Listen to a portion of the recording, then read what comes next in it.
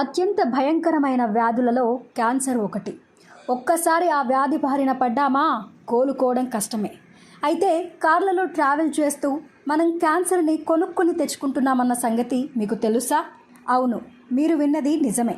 ఒకప్పుడు ధనవంతులకు విలాసాల కోసం ఉపయోగించిన కార్లు ప్రస్తుతం మధ్యతరగతి వారికి కూడా నిత్యావసర వస్తువుగా మారింది. కుటుంబంతో కలిసి బయటకు వెళ్ళాలంటే కారు తీయాల్సిందే. కారు లేని వారు నగరాల్లో ఉండేవారు క్యాబ్లు, ట్యాక్సీలను ఆశ్రయిస్తూ ఉంటారు. ఇక కారులోకి మనం ఎక్కగానే వెరైటీగా వాసన వస్తూ ఉంటుంది. ఇక ఎండాకాలం అయితే చెప్పనక్కర్లేదు, ఆ వాసనతో తల తిరిగిపోతుంది. కొద్దిసేపు కారు అద్దాలు ఎక్కించి ఎండలో పార్క్ చేసిన కారులోనూ ఎక్కితే ఘాటు వాసనలు వస్తూ ఉంటాయి. అవి పీల్చుకొని కొందరు వాంతులు కూడా చేసుకుంటూ ఉంటారు. ఇలాంటి వాసనలను పోగొట్టేందుకు ఏసీ కారులో ఎయిర్ ఫ్రెషనర్స్ను ఉపయోగిస్తూ ఉంటారు. అయితే కారులో వచ్చే రసాయనాల వాసన క్యాన్సర్కు దారి తీస్తుందని తాజా అధ్యయనాలు వెల్లడించాయి. America national institute of health విభాగానికి చెందిన నేషనల్ టాక్సాలజీ ప్రోగ్రాంలో భాగంగా ఈ రీసెర్చ్ చేశారు. ఎన్విరాన్మెంటల్ సైన్స్ అండ్ టెక్నాలజీలో ప్రచురించిన ఓ అధ్యయనం ఈ విషయాన్ని వెల్లడించింది. ఈ అధ్యయనం కోసం పరిశోధకులు 2015 నుంచి 2022 వరకు మోడల్ కలిగిన 101 ఎలక్ట్రిక్, గ్యాస్, హైబ్రిడ్ కార్లపై పరిశోధనలు జరిపారు. ఈ పరిశోధనల్లో సంచలన విషయాలు వెలుగులోకి వచ్చాయి. 99% కార్లలో ప్రమాదకరమైన రసాయనాలు వెలువడినట్లు గుర్తించారు. ఆ కార్ల నుంచి అగ్ని ప్రమాదాల్ని నివారించే TCIPP అనే కెమికల్ విడుదలైనట్లు పరిశోధకులు గుర్తించారు.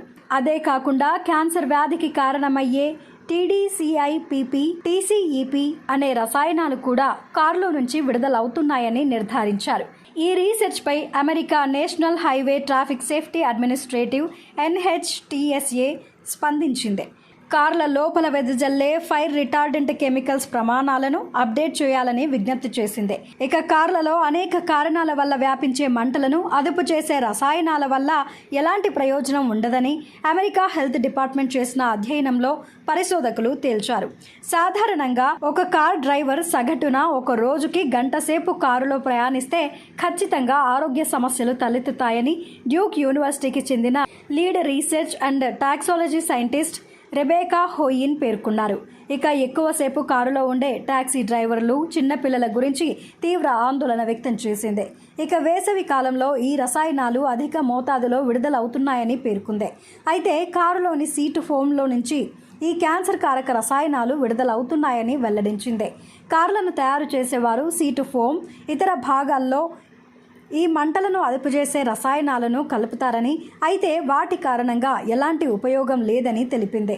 అయితే ఇలా కార్లలో విడుదలయ్యే క్యాన్సర్ కారక రసాయనాలను తగ్గించేందుకు green science policy institute senior శాస్త్రవేత్త లిడియా జోహ్ల్ కొన్ని సూచనలు చేశారు. కార్లలో ప్రయాణించే సమయంలో కిటికీలను తెరిచి ఉంచడం, ఎండలో కాకుండా కార్లను నీడలో, గ్యారేజీల్లో పార్కు చేసి ఉంచడం ద్వారా కార్ల నుంచి విడుదలయ్యే రసాయనాలను తగ్గించవచ్చని పేర్కొన్నారు.